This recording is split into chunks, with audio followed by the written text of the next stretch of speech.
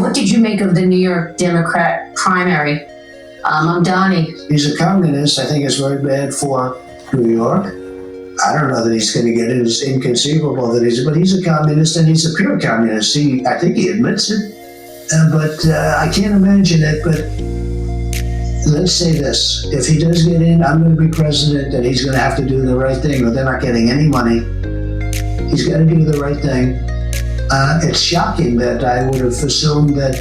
I used to say we will never have a socialist in this country. No, but we'll have a communist. I mean, he's a communist. He's going to be mayor of New York.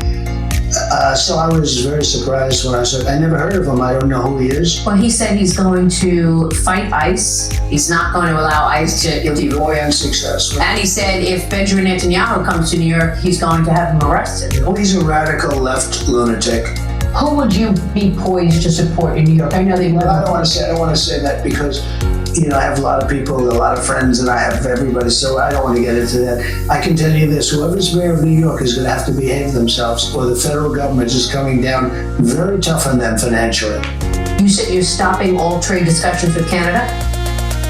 Until such time as they drop certain taxes, yeah. The digital People don't realize Canada's very nasty to deal with. They charge our farmers up to 400%, almost 400%. On certain products and certain, things what farmers want to send in, they have to pay 200, 300, 400%. People don't know that. Canada is a very tough country to deal with, I will say that. And I love Canada. You have USMCA in play. I know, but you'll have to deal with it. USMCA is no good if they cheat.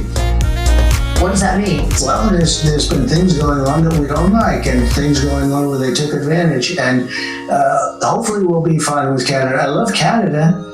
Frankly, Canada should be the 51st state, okay? It really should, because Canada relies entirely on the United States. We don't rely on Canada. Mr. President, tell me about the significance of the Supreme Court ruling on the nationwide injunctions. Will that help you?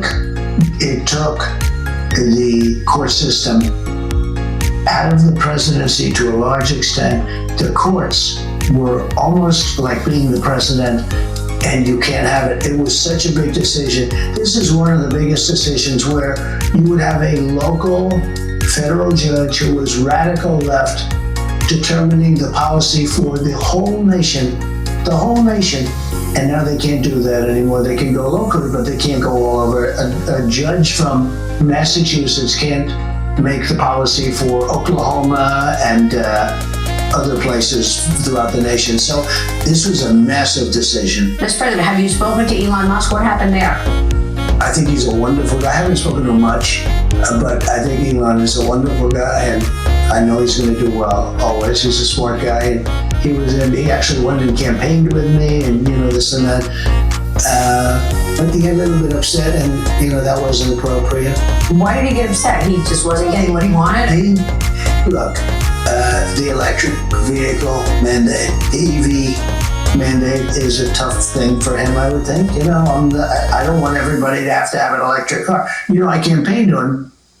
You have choice. If you want a gasoline powered, if you want a hybrid, I love the electric. I love his cars. I think he's fantastic. But not everybody should have that, and not everybody wants that. And Biden, who's so stupid, he said everybody has to have an electric car by 2030, okay?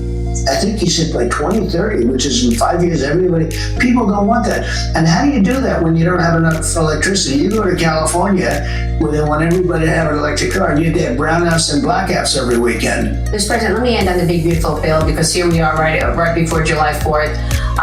Can you identify anything that you think are big numbers that you could actually cut out so that you could placate or, have Ron Johnson and the other senators who are upset about the price feel better about it? We're cutting 1.7, let's see, we're cutting, 1.7 trillion. Think of it. I think I just saw the number a little while ago, $1.7 trillion. But we can grow our country so much more than that, and we're not going to have to do. You also have to get elected. When you do cutting, you have to be a little bit careful, because people don't like necessarily cutting if they get used to something. And what I want to do is do it through growth. We're going to have growth like we've never seen before. Mr. President, thank you, and I appreciate you sitting down with us like this. Thank you very much.